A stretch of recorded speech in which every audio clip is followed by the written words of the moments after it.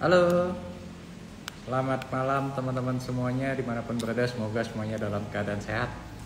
Ya, ketemu lagi bareng saya Rifan Kurniawan. Gimana nih kabarnya hari ini? Semoga semuanya dalam keadaan sehat ya, dan portfolionya juga sehat juga.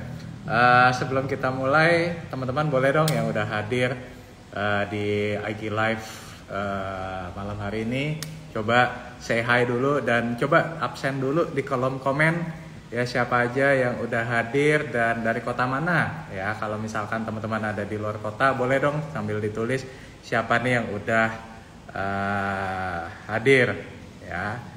Oke, Mas Efki, selamat malam. Mozarala, alhamdulillah sehat ya. Selamat malam Mas David Sugianto. Selamat malam Mas William. Selamat malam Mas siapa nih, Ramadan. Oke. Mas William dari Jakarta. Ya, siapa lagi nih yang udah hadir? Oke, dari Tanjung Pandan, Mas David. Ya, selamat malam juga Mas Bagus, Mas Rifki dari Aceh, Mas Wesley Hendra dari Batam. Oke, ya. Bekasi ada juga. Ada dari Medan juga Mas Ivan, Banjarmasin, dari Kuningan Jawa Barat Mas Dika Mode Fokus. Oke. Ya. Oke, thank you teman-teman. Ya. Jadi kayaknya udah lama juga saya nggak IG live. Jadi dan kebetulan momennya pas nih karena baru aja sejumlah emiten udah merilis laporan keuangan kinerja kuartal 1 ya 2024. Nah, jadi kalau buat saya pribadi nih teman-teman, ketika sejumlah emiten ini merilis laporan keuangan kuartal 1, itu tuh kayak kayak kasih barometer gitu loh, bahwa ini arahnya di tahun 2024 ini arahnya lebih baik atau lebih buruk gitu dibandingkan dengan tahun sebelumnya. Jadi buat saya pribadi, kalau rilis laporan keuangan kuartal 1 itu lebih ditunggu-tunggu sebenarnya dibandingkan dengan kuartal-kuartal lainnya gitu. Karena kalau kuartal 1-nya bagus, biasanya nih kuartal 2, 3, 4-nya itu bisa ngikut ya kan. Tapi kalau misalkan kuartal 1-nya startnya aja kurang bagus gitu ya, nah kuartal 2 dan berikutnya mungkin agak tersendat-sendat meskipun nggak semuanya gitu. Nah, jadi malam hari ini ya saya coba akan sharing kepada teman-teman ya. Saya udah nih liatin, udah pelajarin laporan keuangan dari ada ratusan emiten ya, yang saya coba baca. Ada yang sekilas, ada yang mendalam. Nah, jadi mungkin malam hari ini saya coba akan share ke teman-teman ya, insight-insight menarik apa yang saya coba, yang saya lihat gitu ya di dalam laporan keuangan gitu. Nah, anyway, kalau misalkan teman-teman nanti ada pertanyaan ya, boleh drop di kolom Q&A ya. Nanti kita akan bahas ya teman-teman.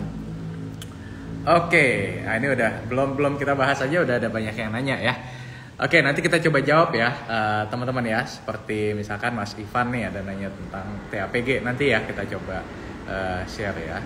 Oke, jadi mungkin saya akan mulai IG Live malam ini dengan beberapa insight dulu nih teman-teman ya. Jadi yang pertama, kita tahu ya, ini kan tanggal berapa nih? 14 Mei 2024. Nah, ini kalau misalkan kita lihat di website IDX ya, saat ini kan indeks harga saham gabungan itu ditutup di sekitar 7.080-an, betul ya.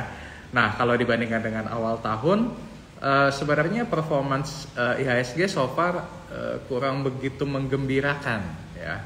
Dimana year to date kurang lebih turun sekitar negatif 2,6% ya. Jadi sampai dengan pertengahan Mei ini masih dalam tren turun sebenarnya gitu ya. Nah, menariknya juga adalah kalau misalkan ini kalau saya lihat ya, ada indeks harga saham di 7.080-an saat ini itu masih ketolong sebenarnya oleh grup-grupnya Pak PP gitu ya. Tapi kalau misalkan grupnya Pak PP ini kita exclude gitu ya dari perhitungan IHSG, ini saya coba hitung-hitung ya. IHSG itu sekarang ada di kisaran sekitar 6.700 6.800-an teman-teman.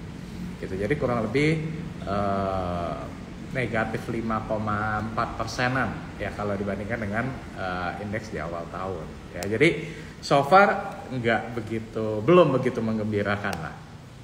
Kalau ditanya alasannya apa, ya banyak macam ya. Jadi mungkin kalau teman-teman ingat bulan lalu ya ada perang Iran dan Israel lah, kemudian inflasi kan meningkat lah, kemudian adanya ekspektasi penurunan suku bunga dan lain sebagainya gitu. Jadi ada banyak faktor yang membuat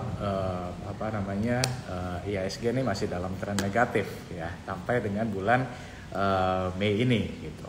Ya, jadi tadi saya sampaikan sebenarnya kalau misalkan nggak ditahan oleh grup-grupnya Pak PP ya mungkin sekarang IHSG ada di 6768 gitu. Nah, tapi kalau kita lihat dari sudut pandang investor ya sebenarnya hal ini suatu hal yang bisa kita lihat dari kacamata positif sebenarnya. Kenapa? Karena ya di saat IHSG saat ini masih dalam tren negatif ya. Kalau kita lihat secara detail saham per sahamnya itu ada cukup banyak emiten yang terdiskon sebenarnya. Ya. Nah, ini kalau misalkan kita bagi per sektor gitu ya. Dari sekitar 12-13 sektor yang ada di Bursa Efek Indonesia, ini saya lagi liatin juga datanya ya. Yang dalam tren atau menghasilkan return positif so far ya, itu relatif hanya sektor energi.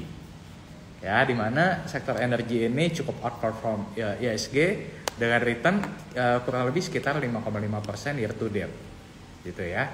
Dan kemudian disusul oleh ini kalau saya lagi lihat data di IDX itu ada sektor infrastruktur 2,5% year to date ya, healthcare 2,9% year to date ya, dan basic materials 2,4% year to date gitu. Jadi rata-rata ya mungkin baru sekitar 2%-an gitu. Hanya energi aja yang tumbuh sekitar 5,5% year to date gitu ya. Tapi kalau misalkan kita bandingkan dengan sektor lainnya ya, ada cukup banyak sektor yang negatifnya tuh jauh di bawah IHSG gitu ya. Jadi kalau misalkan nih saya ambil contoh misalkan teknologi gitu ya. Teknologi ini menjadi laggard di IHSG saat ini ya dengan return so far negatif 23,5%. Wow ya. Itu luar biasa besar ya, negatif 23,5% teknologi ya. Kemudian kalau saya lihat lagi di sini ada transportation and logistik. Nah, transportation and logistik ini yang tahun lalu cukup perform gitu ya. Tahun ini sepertinya malah jadi laggard juga gitu di IHSG ya dengan return negatif 19,44%. Ya, kemudian disusul lagi berikutnya kalau yang negatifnya cukup gede nih ya, properti dan real estate itu negatif 12,4% ya. Gitu. Jadi ada cukup banyak sektor yang bertumbuh secara negatif, teman-teman, ya. Nah, kemudian kemarin saya coba minta tolong tim saya gitu ya, tim analis untuk hitung ya, kalau misalkan kita tarik data gitu ya dari 1 Januari sampai dengan hari ini ya 14 Mei 2024 ya,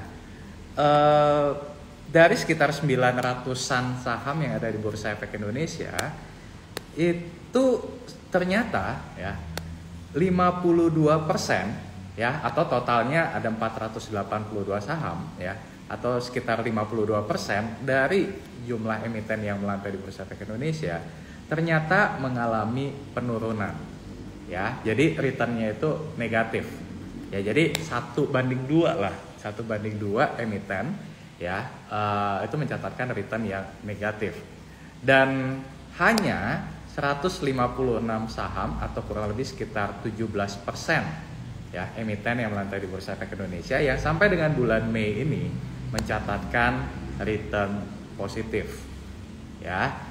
Positif ini artinya adalah di atas 5%. Nah, sisanya itu kurang lebih sekitar 289 emiten atau sekitar 31% dari total emiten yang melantai di Bursa Efek Indonesia itu dalam tren sideways ya. Jadi 52%-nya itu negatif, ya, kemudian 31% yaitu sideways, dan hanya 17% yang naik gitu ya. Nah, ini mungkin mungkin buat teman-teman yang di market mungkin ngerasa, waduh, ini kayaknya market lagi cukup tough ya di tahun 2024 ini, at least sampai dengan bulan Mei ini. Ya, memang kalau saya juga ngelihatnya tahun 2024 ini memang market agak tough ya. Tapi balik lagi yang tadi saya sampaikan gitu, bahwa kalau misalkan kita mau lihat dari kacamata positifnya, pilihan untuk investasi itu lumayan banyak sebenarnya sekarang teman-teman. Kalau dibandingkan dengan let's say 2022 atau 2023 yang lebih terbatas gitu. Nah, di 2024 kalau kita lihat dari kacamata positifnya, itu ada cukup banyak peluang yang bisa kita coba manfaatkan. Nah, jadi balik lagi ke topik yang pengen saya sharing ke teman-teman pada malam hari ini ya, mengenai apa sih insight-insight menarik yang saya coba himpun atau saya coba dapatkan ya dari laporan keuangan kuartal 1 2024 ya. Nah, ini kita coba bahas satu persatu dulu ya teman-teman ya. Nah, jadi kalau untuk emiten yang mungkin saya balik dulu deh ya. Jadi bukan yang emiten yang menarik dulu, tapi saya balik dulu emiten yang kurang menarik atau kinerjanya belum memuaskan gitu ya. Nah, ini saya coba simpulkan ya untuk emiten atau sektor yang kinerjanya belum memuaskan ya. Pertama, itu ada sektor konstruksi. Ya, ini sebenarnya sektor yang dari 2019 sampai dengan saat ini ya saya masih hindari teman-teman ya. Jadi 2019 waktu itu saya pernah bikin video di YouTube gitu ya, bahwa ini adalah salah satu sektor yang saya hindari, dan sampai dengan tahun 2024 ini pendapat saya belum berubah. Ya, dimana kalau kita lihat laporan keuangan kuartal 1 2024-nya, ini mungkin dalam hitungan menit kita udah bisa langsung ambil kesimpulan gitu, bahwa ya ini belum membaik gitu. Ya, contoh nih misalkan ya kalau was kita ya nggak usah ditanya lah ya, masih suspend ya dan belum rilis laporan keuangan kuartal 1-nya juga. Yang saya lihat kemarin itu misalkan Wika. Nah, Wika ini ya kerugiannya itu membesar. Dari sekitar 526 miliar ya menjadi rugi 1,2 triliun rupiah. Jadi teman-teman bisa bayangin bahwa kerugiannya itu naik 2 kali lipat. Ya, kemudian Adikarya. Nah, Adikarya ini masih membukukan laba ya, tapi labanya itu kecil banget. Ya, labanya itu cuma sekitar 10 miliar. Jadi jauh banget lah dibandingkan dengan tahun sebelumnya gitu ya. Nah, kalau dari emiten konstruksi sendiri yang kinerjanya mungkin agak mendingan, yang kalau saya lihat itu adalah PTPP gitu, karena PTPP ini secara laba bersihnya lumayan ya, naik dari 34 miliar tahun lalu kuartal 1 jadi 94 miliar kuartal 1 2024 ini gitu. Tapi ada notes-nya nih yang mesti kita catat gitu ya. Sebenarnya kenaikan dari laba dari PTPP ini ya lebih dikarenakan laba dari kepentingan non pengendali ya, yang tercatat rugi 47,9 miliar gitu. Jadi kalau digabungkan ya sebenarnya nggak terlalu jauh beda, tapi karena non pengendalinya tadi rugi 47,9 miliar ya, jadi laba bersihnya PTPP lumayan agak keangkat gitu.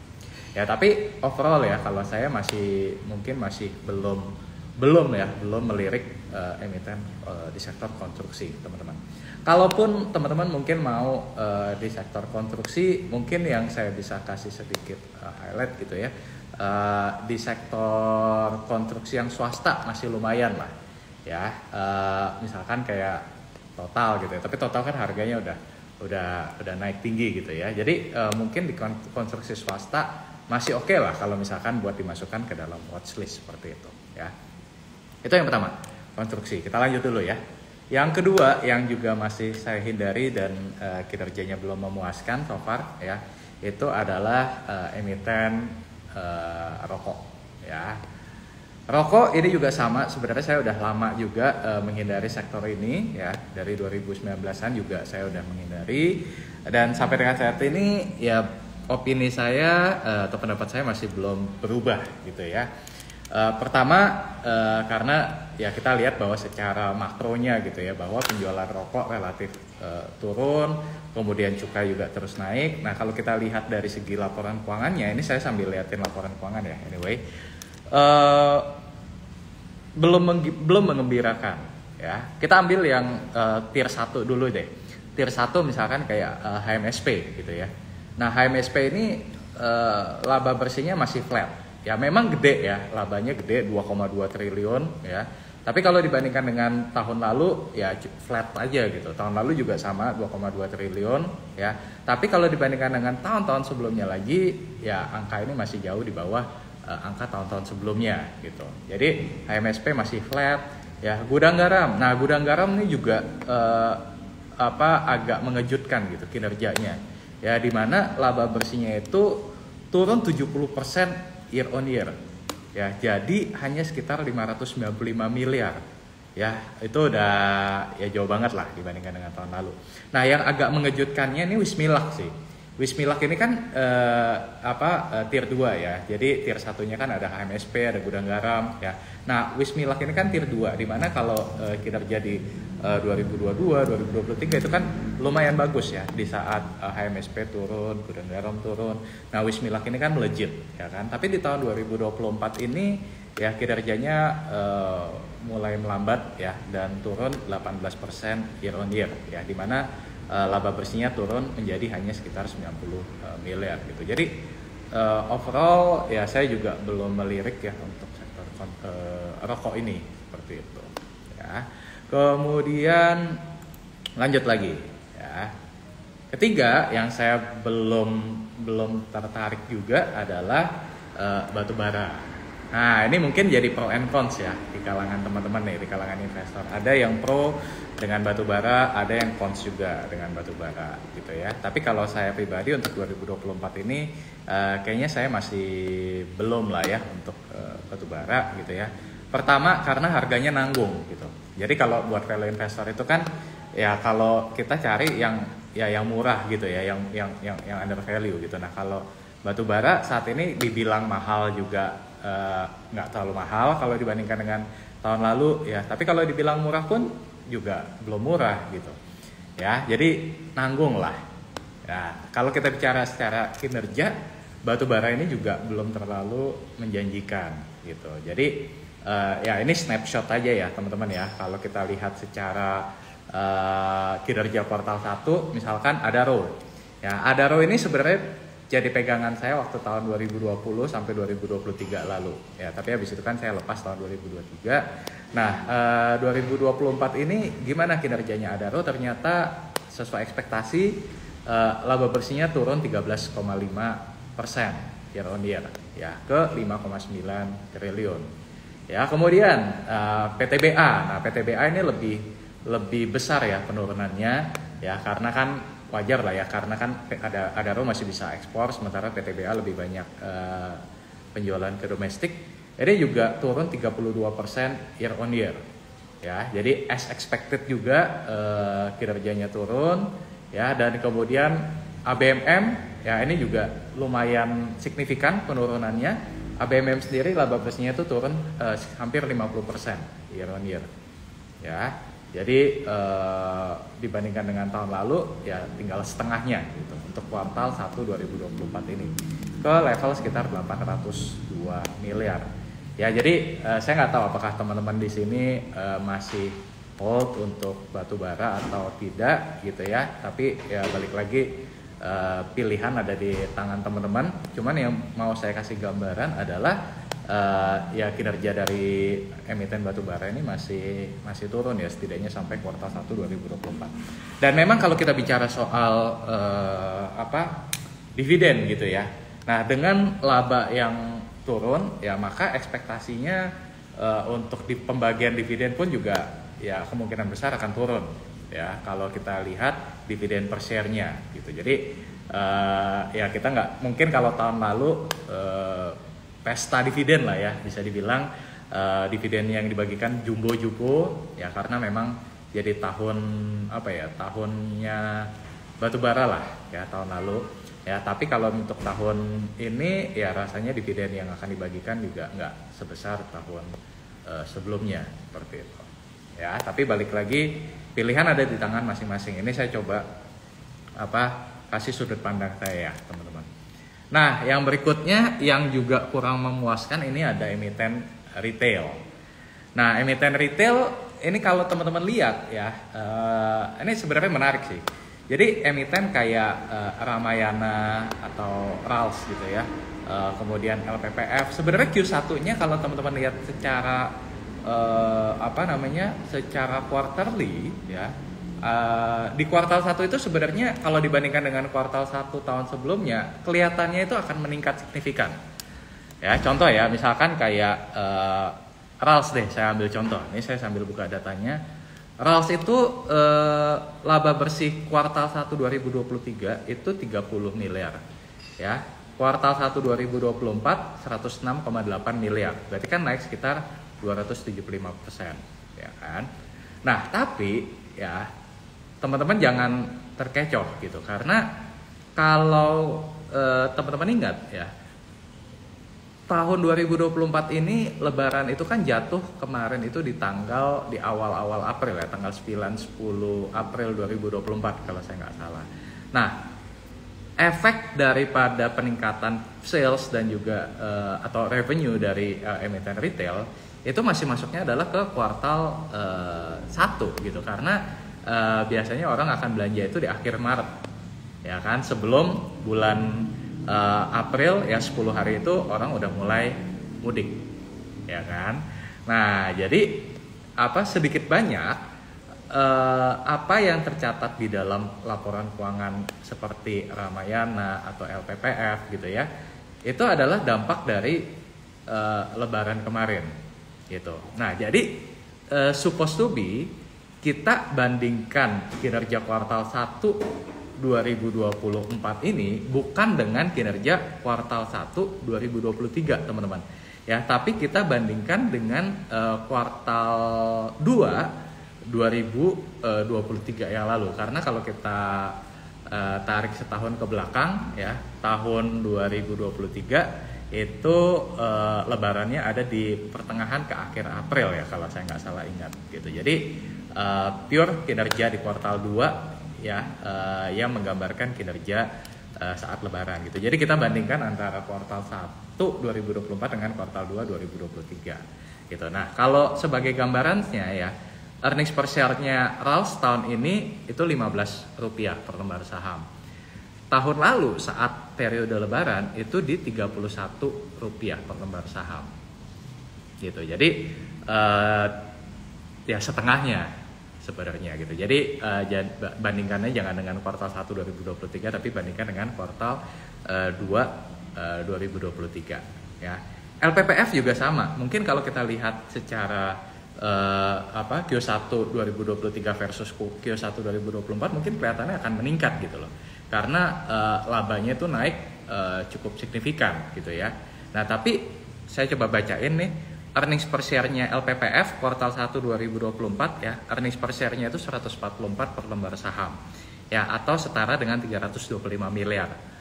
Nah, kalau kita bandingkan dengan kuartal 2 2023, jadi apple to apple ya, sama-sama sama-sama lagi lebaran gitu ya.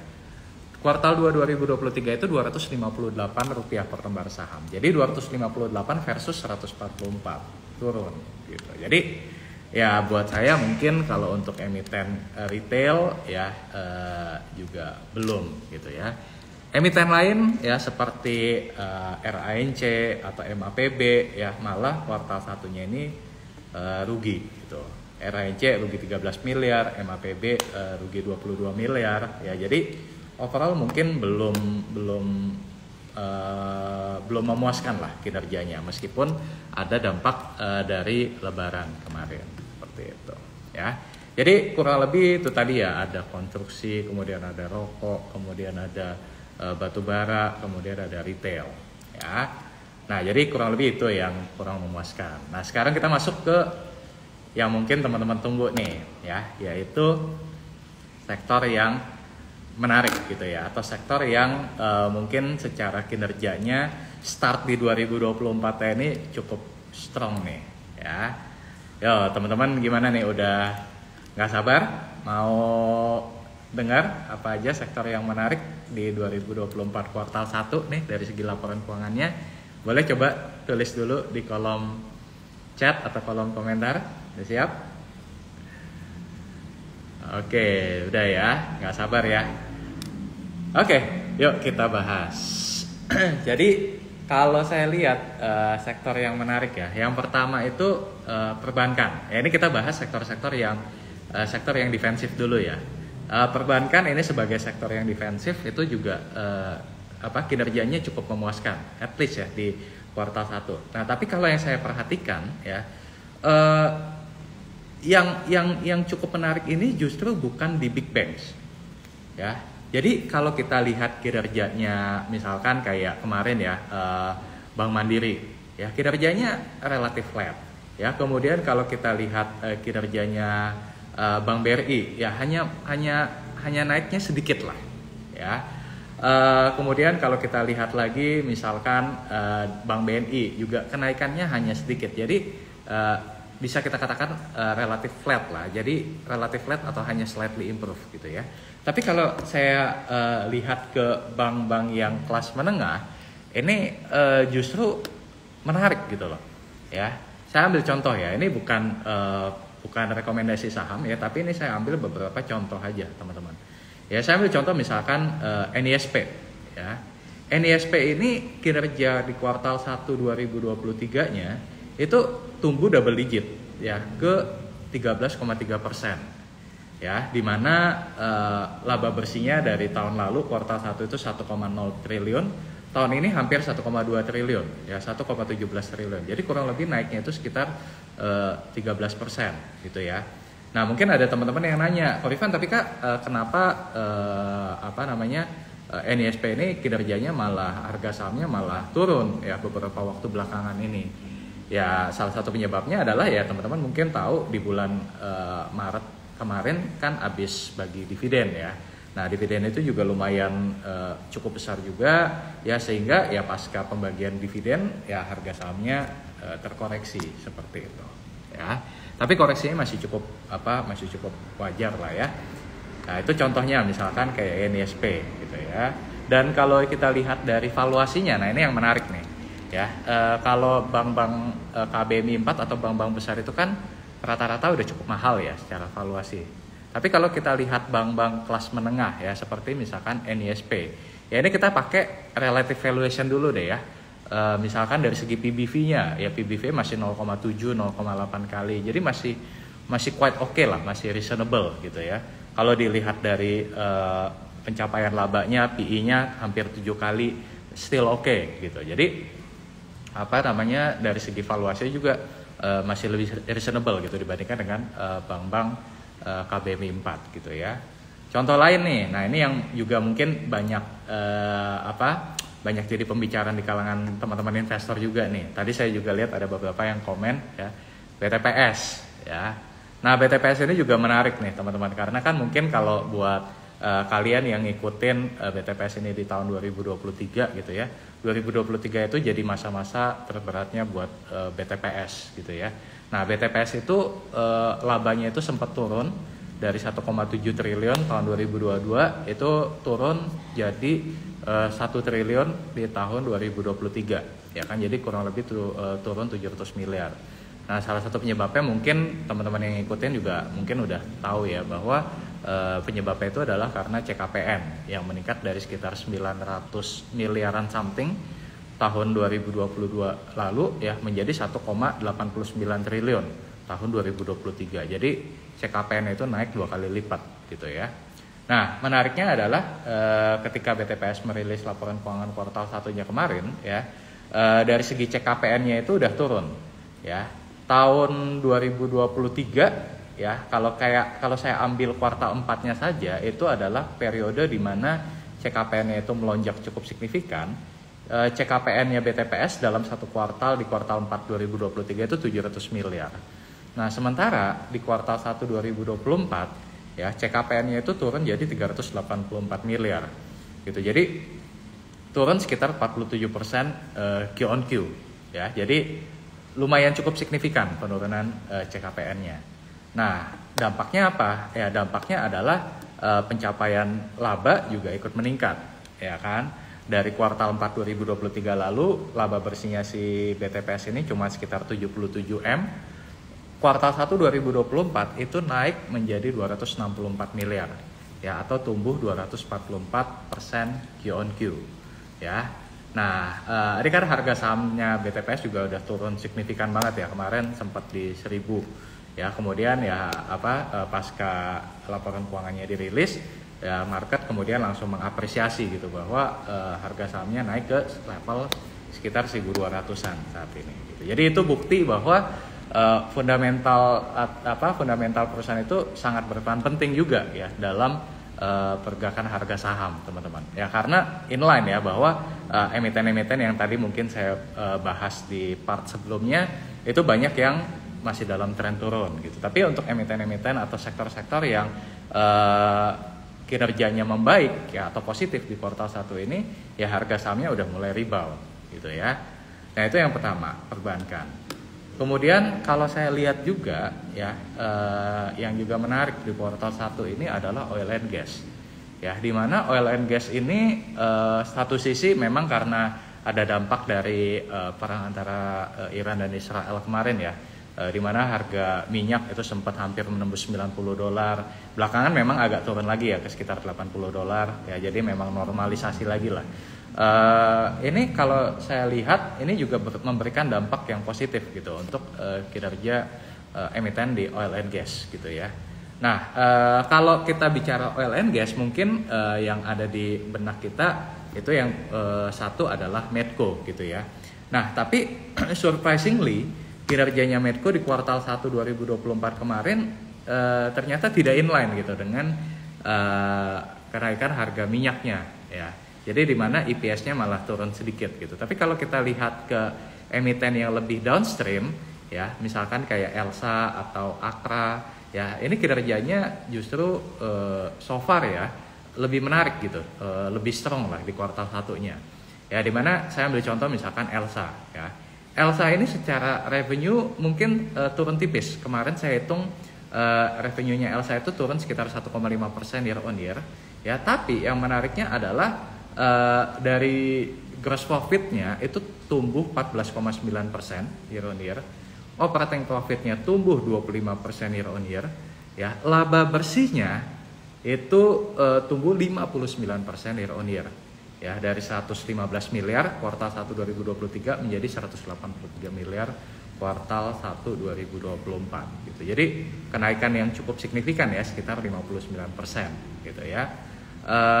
Kemudian plus lagi tadi baru ada saya buka di keterbukaan informasi ya, Elsa juga baru memenangkan kasus lah ya, ada kasus gugatan yang kemudian akhirnya dimenangkan oleh Elsa, nominalnya itu sekitar 170 miliar gitu. Jadi lumayan ya, setara mungkin kalau dihitung-hitung kalau laba kuartal 1 183 miliar terus kemudian dia menang gugatan 170 miliar ya, berarti gugatan tadi setara dengan laba satu kuartal gitu ya, lumayan lah ya buat tambahan ya. Kemudian ada katalis positif juga ya, investasi hulu migas ini diproyeksi akan tumbuh ya. Tahun lalu kan 13,7 billion, tahun ini targetnya itu 17,7 billion US dollar. Ya, tapi mungkin kalau saya proyeksi investasi hulu migas ini end up di 15 miliar lah gitu. Tapi tetap masih naik dibandingkan dengan tahun lalu gitu ya. Dari kemudian Elsa juga, nah kebetulan nih ya, besok itu Elsa akan drops juga ya. Nah, nggak tahu nih kira-kira dividen yang akan dibagikan berapa gitu. Kalau mengacu pada dividen payout ratio tahun lalu itu kan sekitar 50%. Kayaknya sih lumayan ya, sekitar mungkin 7,5 sampai 8% dividen yield lah kalau dibandingkan dengan harga saat ini seperti itu ya. Kemudian yang juga nggak kalah menariknya kalau saya lihat emiten, Kalau dari segi valuasinya, nah ini juga kalau kita pakai relative valuation juga menarik ya. PE mungkin di sekitar 4,3 kali, ya PBV 0,6 kali, itu masih menarik gitu dan masih cukup murah ya. Jadi kita belum bicara soal intrinsic value-nya ya teman-teman ya, karena mungkin kalau intrinsic value itu kita mau butuh untuk menghitung lebih detailnya ya, dimana nanti saya dan teman-teman dari Katim hari Sabtu ini kita bakal ngadain yang namanya valuation class gitu. Jadi di valuation class nanti kita akan bahas ya gimana caranya menghitung nilai intrinsik sebuah saham gitu. Nanti informasinya saya coba jelasin belakangan deh ya. Nah kita lanjut lagi. Yang berikutnya itu yang menarik juga di emiten oil and gas itu ada Akra ya. Akra ini mungkin kalau teman-teman lihat kinerjanya dibandingkan dengan tahun lalu ya, kuartal 1 2023 versus kuartal 1 2024 mungkin agak flat gitu ya, di mana labanya 559 miliar. Nah tapi ya ada tapinya nih teman-teman. Yang saya lihat di dalam laporan keuangannya itu masih ada hidden value yang masih belum di unlock ya, atau belum tercermin seutuhnya ke dalam laporan keuangannya si Akra ini. Nah, hidden value-nya itu apa? Kawasan industri. Ya, kawasan industri JP ya. Ini kalau dilihat di dalam laporan keuangan, kontribusi terhadap pendapatan itu masih kecil. Baru sekitar 4% dari total pendapatan, ya.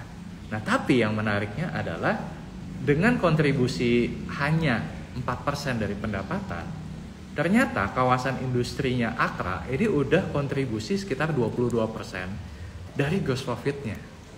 Nah ini kan menunjukkan bahwa ada hidden value yang belum terunlock gitu loh dari Akra ini. Jadi menarik juga untuk dipelajari lebih lanjut gitu ya.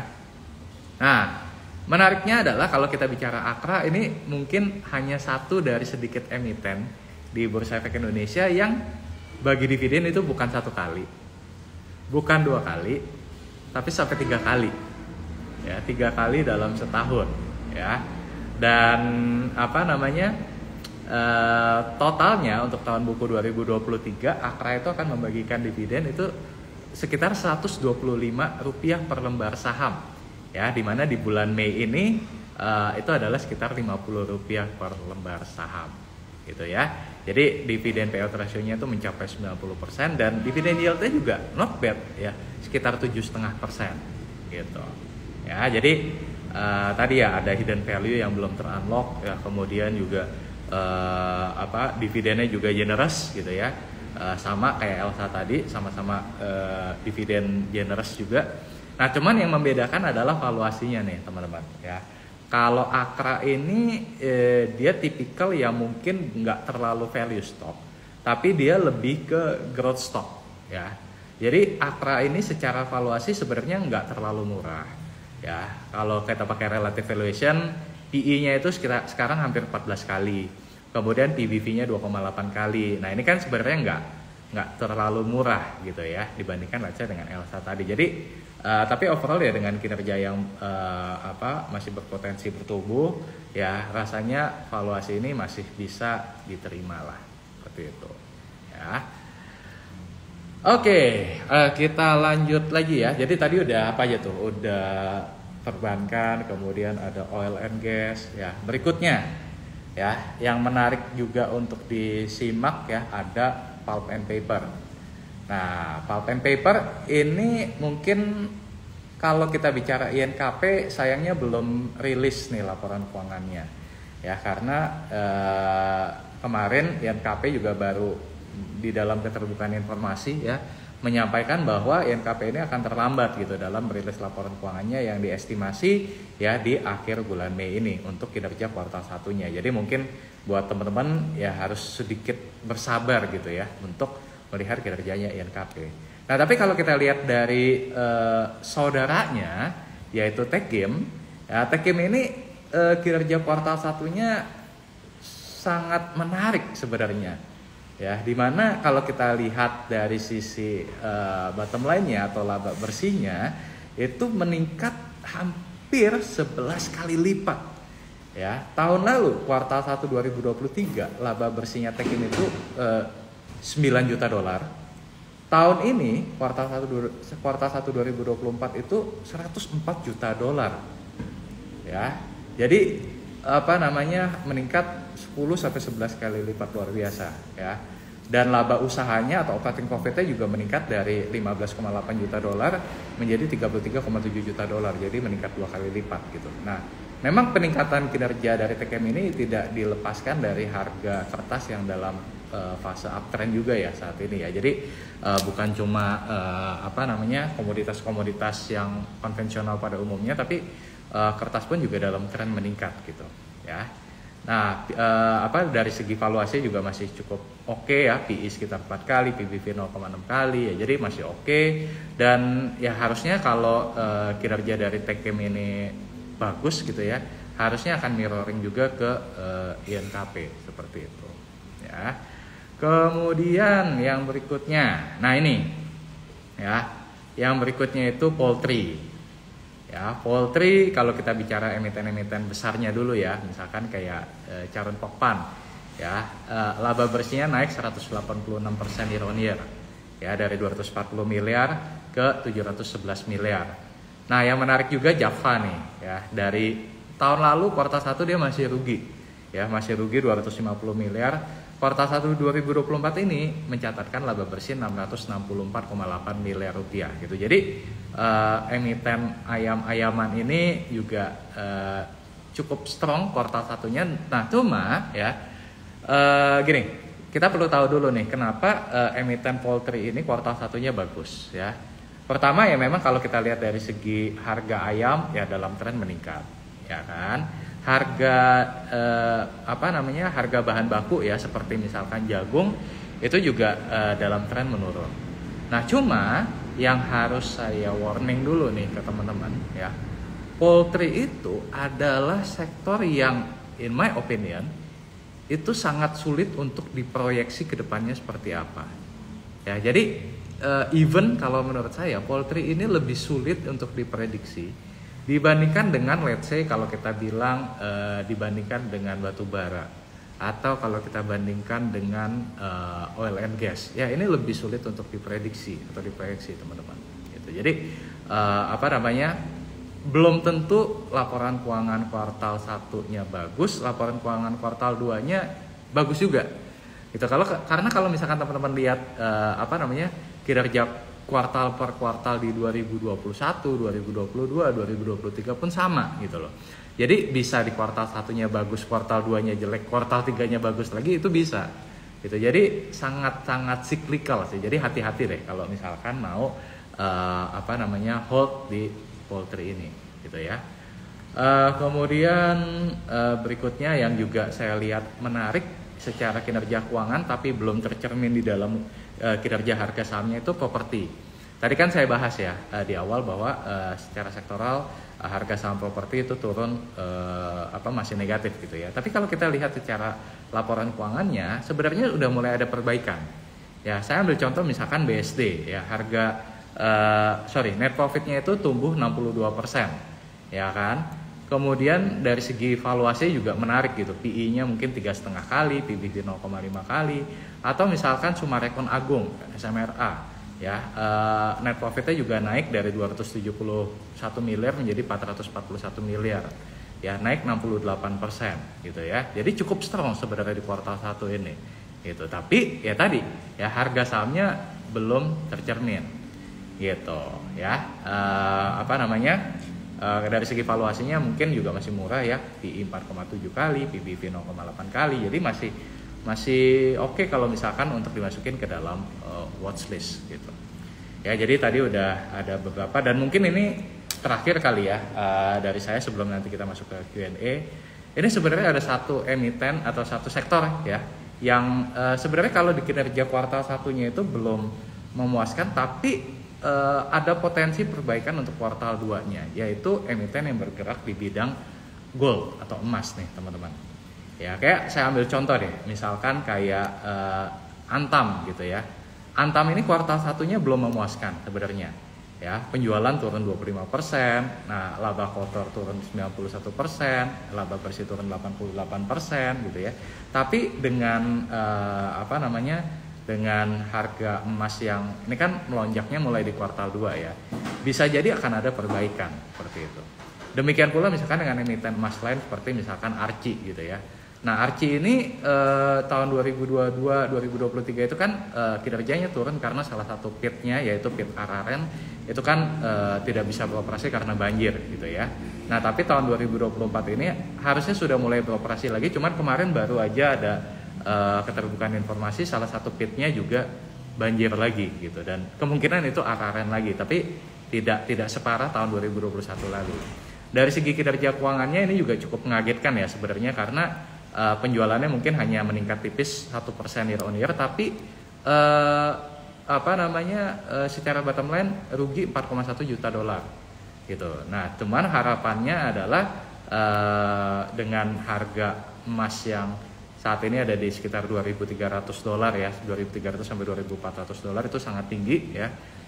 Harapannya adalah meskipun volume produksinya atau volume penjualannya turun ya, tapi bisa dikompensate dengan kenaikan harga emas gitu. Jadi ya ada potensi Q2 atau setidaknya mungkin nanti Q3 ya, kinerja dari emiten emas ini bisa membaik seperti itu teman-teman.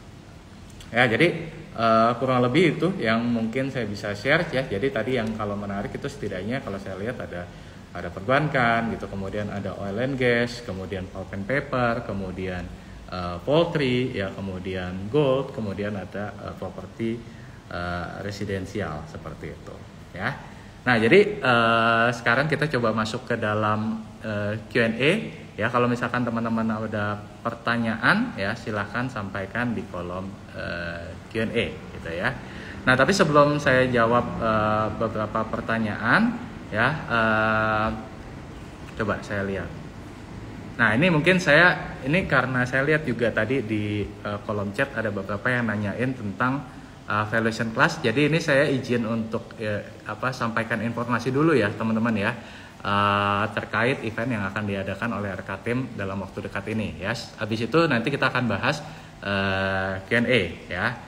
Nah ini mungkin ada pertanyaan dari siapa nih? Dari C Delicat ya.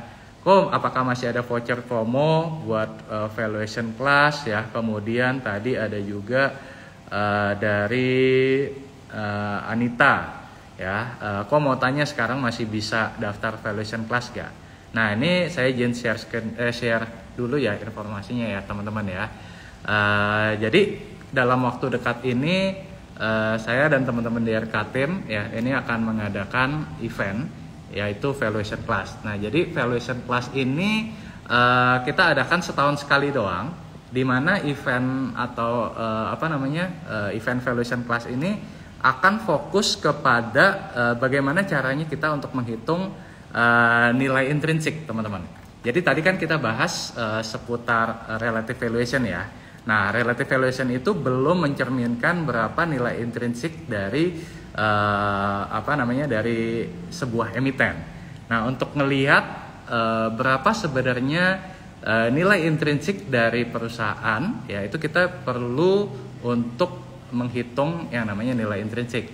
Nah, ini akan kita bahas secara detail itu di valuation class ya, tanggal 18 sampai 19 Mei 2024. Nah ini akan diadakan secara hybrid ya. Untuk offline kita udah sold out ya, udah dari 1 atau 2 minggu lalu udah sold out ya. Dan saat ini ya hanya dibuka online saja gitu. Dan beberapa hari lagi ya penutupan sesi atau pendaftarannya itu akan ditutup ya. Jadi kalau misalkan teman-teman pengen tahu lebih lanjut tentang valuation class ini ya, nanti teman-teman bisa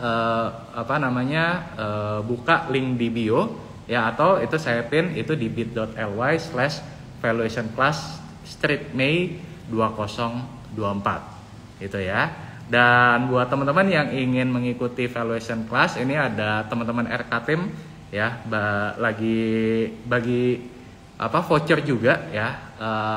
Ini ada kode vouchernya atau voucher diskon senilai Rp300.000 ya, dengan memasukkan kode promo yaitu last chance ya. Last chance ini karena memang udah tinggal sisa-sisaannya aja sih ya. Tinggal beberapa hari lagi kita akan close pendaftarannya. Nah itu di hari Sabtu dan hari Minggu ini kita akan adakan valuation class seperti itu ya. Jadi kalau buat teman-teman yang ingin join silahkan info ke bit.ly/valuation class May 2024 ya. Nah ini ada yang nanya kalau platinum member apakah bisa ikut? Bisa juga Bu Valencia ya. Ada voucher diskonnya juga. Lebih spesial lagi itu bisa bisa DM aja nanti ke Instagram ya. Nanti akan dibantu dijawab oleh teman-teman RK Team seperti itu ya. Oke, so kita sekarang langsung masuk ke dalam Q&A ya.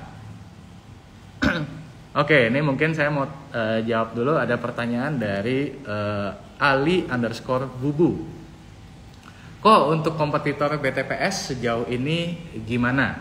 Oke, nah ini mungkin saya jawab singkat ya untuk Mas Ali. Jadi kalau kita bicara BTPS ini kan ini adalah emiten yang sedikit unik bisnis modelnya karena BTPS ini mainnya adalah di segmen ultra mikro. Nah segmen ultra mikro ini kalau kita bicara soal competitionnya sebenarnya nggak banyak ya, tapi banyak yang kecil-kecil gitu ya. Tapi kalau kita bicara yang kompetitor yang paling besarnya salah satunya adalah PNM. Nah PNM ini adalah miliknya si BRI gitu ya. Nah jadi antara PNM dan juga BTPS ini memang head to head untuk memenangkan market di ultra mikro ini teman-teman ya. Nah menariknya adalah di luar di luar BTPS, di luar PNM ada lagi nih fintech lain namanya Amarta gitu ya. Nah selain jadi kurang lebih sebenarnya 3 pemain besar ini. Nah, kemudian ada lagi nih ya pemain keempat. Nah, pemain keempat ini adalah pinjol sebenarnya. Nah, menariknya adalah pinjol ini kan memang merajalela di 2023. Ya, cuma dari informasi yang saya dapat, banyak pinjol yang udah mulai berguguran di 2024 ini. Jadi sebenarnya kalau dari segi competitionnya relatively dikuasai oleh 3 perusahaan besar. Nomor 1 masih PNM ya, yang paling besar. Cuman kan ya kita nggak bisa beli sahamnya PNM gitu ya. Nomor 2-nya itu adalah BTPS ya. Nomor 3-nya itu adalah Amarta gitu. Nah, jadi kalau competitionnya ya masih cukup ketat, cuma marketnya juga masih luas banget lah. Ya karena kan kalau kita bicara segmen ultra mikro ya notabene seperti piramida penduduk ya paling besar adalah di segmen ultra mikro ini.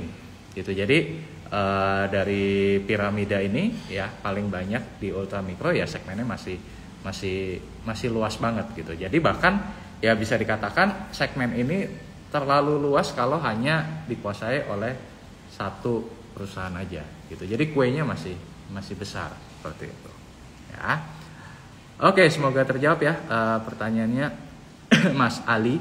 Ya, kemudian berikutnya nih ya dari Zen_P9.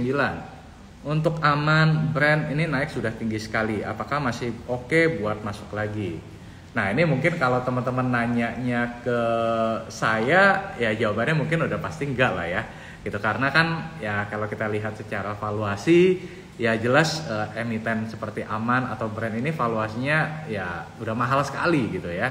Ya kalau kita bicara mungkin secara teknikal gitu mungkin masih uptrend ya, cuman kalau secara fundamental ya secara valuasinya jelas sudah nggak masuk akal ya. Jadi harga valuasi sudah tidak menarik ya, sudah mahal. Kalau saya nggak berani gitu. Kalau misalkan teman-teman mau masuk hanya untuk ya saya nggak tahu ya apakah untuk short term trading, it's your choice gitu. Tapi kalau misalkan untuk long term yang saya takutkan adalah nanti takutnya teman-teman malah kebagian cuci piring gitu. Jadi ya saya lebih sarankan supaya teman-teman tidak hanya melihat dari tren harga sahamnya, tapi juga lihat dari kinerjanya, dari valuasinya, karena ya masih banyak juga kok pilihan emiten yang secara kinerjanya juga ada perbaikan atau positif tadi ya seperti yang saya sebutkan, tapi secara valuasinya juga masih jauh lebih under value, terus jauh lebih masuk akal. Itu kayaknya lebih aman lah ya untuk investasi seperti itu ya. Oke, semoga terjawab pertanyaannya. Oke, yang berikutnya. Nah, ini ada pertanyaan yang menarik dari Aaron_Setiawan. Ya, selamat malam kok. Apakah sektor retail pasti akan melemah tahun ini atau bisa bangkit di Q3, Q4? Oke, jadi mungkin kalau kita bicara retail ini kan biasanya memang momen paling ditunggu-tunggu itu kan adalah momen Lebaran. Dari mana momen Lebaran ya sudah lewat gitu kan. Dan kalau kita lihat kinerjanya tadi ya di kuartal 1 ya ternyata kalau dibandingkan dengan kinerja di kuartal 2 2023 lalu ternyata tidak setinggi tahun lalu. Somehow ya, saya juga belum dapat jawaban firmnya gitu kenapa gitu. Karena kalau dilihat dari animo masyarakat belanja harusnya oke ya. Kemungkinan mungkin karena inflasi juga sih. Ya jadi mungkin untuk kuartal 2-nya mungkin masih oke. Nah, cuman yang saya khawatirnya ini adalah di kuartal 3 ya, di kuartal 3, kuartal 4. Ya, karena ya tadi ya di kuartal 2 ini mungkin akan terkendala dengan inflasi ya, di mana inflasi ini kan akan melemahkan daya beli masyarakat sehingga mungkin jumlah konsumsinya akan melambat gitu ya. Kuartal 3 mungkin masih akan ada efek. Kuartal 4, nah ini mungkin akan ada perbaikan. Kenapa? Karena kalau misalkan kita lihat dari proyeksinya The Fed yang akan turunin suku bunga mulai November, ya kemungkinan Bank Indonesia juga akan turunin suku bunganya ya akhir tahun gitu. Ya jadi mungkin akan ada perbaikan di kuartal 4 gitu ya. Tapi kalau saya sendiri yang ngelihatnya masih belum terlalu optimis sih sebenarnya kalau untuk emiten retail, terutama untuk yang bergerak di segmen menengah ke bawah ya, kayak RALS itu kayaknya masih akan tough sih di tahun 2024 ini gitu ya. Semoga terjawab ya Mas Aaron. Oke, kemudian kita lihat lagi. Nah ini ya, ini dari Atmaja.S. Bidang energi ya, prospek beberapa tahun ke depan. Nah ini agak sulit juga untuk dijawab nih ya. Karena gini, kalau kita bicara energi ini mungkin saya bagi-bagi dulu ya teman-teman ya. Energi itu kan ada batu bara, kemudian ada oil and gas gitu ya. Kalau untuk batu bara saya ngelihat mungkin 2025 akan lebih positif. Ya, tapi kalau untuk 2024 ini ya kemarin ini kan trennya ada kenaikan sedikit ya ke 140-an, yaitu karena mirroring dari harga minyak gitu. Tapi 2025 harusnya akan lebih optimis. Kenapa? Karena saya memproyeksikan 2025 itu Cina pulih.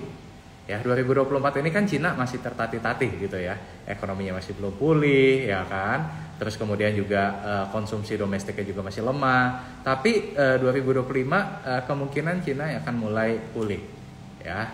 Hopefully akan mulai pulih di 2025. Jadi itu akan pengaruh ke harga batu bara itu sendiri gitu. Ya, tapi kalau saya balik lagi sih, kayak kalau saya lebih prefer ya nunggu sampai harganya benar-benar sweet spot lah untuk saya masuk gitu. Kalau nanggung ya mungkin ada pilihan lain yang lebih menarik seperti itu. Nah itu kalau untuk batu bara ya. Kalau misalkan untuk energi seperti misalkan oil and gas gitu ya.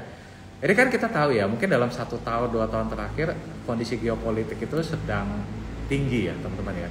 2022 ada Rusia Ukraine ya, kemudian China Taiwan, kemudian Hamas dan Israel, terus kemudian Israel dan Iran ya kan, terus kemudian konflik di Laut Merah dan lain sebagainya. Jadi ada banyak negara yang terlibat dalam tensi geopolitik yang tinggi. Pesan saya sebenarnya sederhana gitu. Selama tensi geopolitik ini masih tinggi, ya harga minyak akan tetap ada di level tinggi. Sejelek-jeleknya ya di $80 gitu loh. Ya kalau misalkan tensinya nanti memanas gitu ya, ya tidak menutup kemungkinan akan balik lagi ke 90 atau bahkan mungkin beberapa pihak mengatakan bisa menembus sampai $100 gitu. Ya jadi akan tetap, saya nggak berani bilang sampai berapa tahun ya, mungkin sampai setahun ke depan ya harga minyak masih akan tetap di level yang cukup tinggi seperti itu ya. Oke, kemudian ini mungkin pertanyaan terakhir ya teman-teman ya. Coba kita lihat. Ini ada yang nanya retail lagi. Nah ini nih ya. Ya, dari Gebi Prasetyo, kok bagaimana dengan teknologi dan transportasi? Nah, jawabannya sebenarnya simpel ya. Transportasi ini kan salah satu emiten yang sebenarnya dirugikan gitu dengan kenaikan harga minyak ya. Kenapa? Karena transportasi ini kan cost inputnya adalah oil. Nah, sementara kita tahu oil dalam tren meningkat. Jadi, selama harga oil meningkat, ya ini akan jadi pemberat gitu untuk kinerjanya si transportasi. Ya makanya nggak heran tadi kita bahas di awal bahwa emiten transportasi ini harga sahamnya turun cukup signifikan. Jadi nyambung ya antara fundamental dengan kinerja harga sahamnya nih teman-teman. Teknologi juga sama, as long as suku bunga belum turun, berat lah untuk sektor teknologi ya. Meskipun sebenarnya kalau dari segi kinerja laporan keuangannya baik misalkan kalau kita ambil contoh kayak Bukalapak atau Goto ya, kerugiannya sudah mengecil ya, tapi selama suku bunga masih tinggi ya kinerjanya akan berat gitu. Jadi kayak Goto ya harus private placement lagi gitu untuk memperpanjang nafasnya dia ya kan. Tapi harapan itu akan ada atau akan muncul ketika misalkan saya nggak tahu apakah nanti di 2025 gitu ya, ketika suku bunga sudah mulai diturunkan ya. Nah, ketika suku bunga mulai diturunkan, nah mungkin ini akan jadi katalis positif gitu loh untuk emiten seperti teknologi gitu. Karena kalau kita bicara valuasi ya, ketika suku bunga lagi tinggi, valuasi dari emiten yang mengandalkan projection future value seperti teknologi ini akan mahal gitu ya. Tapi ketika suku bunga rendah, projection value-nya itu akan terlihat lebih murah gitu. Jadi kurang lebih itu sih clue-nya untuk sektor sektor transportasi dan juga teknologi seperti itu ya. Kemudian apalagi ya, ini udah dibahas, ini masih banyak pertanyaan. Nah ini mungkin saya pengen jawab lagi nih, ada yang nanya juga dari Mas Adit ya, mau bertanya untuk valuation class nanti bahas materi apa aja. Oke, jadi nanti sebenarnya valuation class itu ada 2 sesi ya teman-teman ya, ada 2 hari, tanggal 18 dan tanggal 19, dimana tanggal 18-nya itu nanti kita akan bahas ya emiten berdasarkan karakteristiknya. Jadi mulai dari stalwarts, mulai dari slow grower, mulai dari cyclical company, terus kemudian turnaround company, itu kita akan bahas di hari pertama. Kemudian hari kedua itu kita akan bahas emiten IPO, emiten teknologi, ya, emiten dengan rugi bersih, ya. Itu nanti kita akan bahas juga di hari kedua gitu. Jadi kurang lebih akan ada 8 sesi yang nanti akan kita bahas ya dengan pendekatan menghitung nilai intrinsik masing-masing gitu. Jadi ada discounted cash flow, ada dividend discounted model, ada EPS discounted, discounted model, equity growth dan lain sebagainya gitu. Jadi ada cukup banyak yang akan kita bahas ya.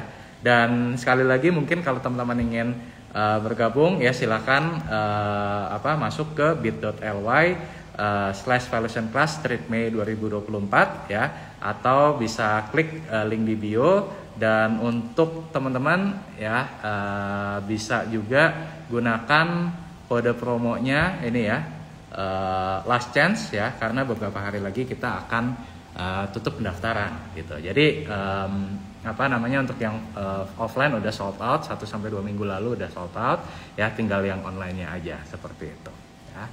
Oke.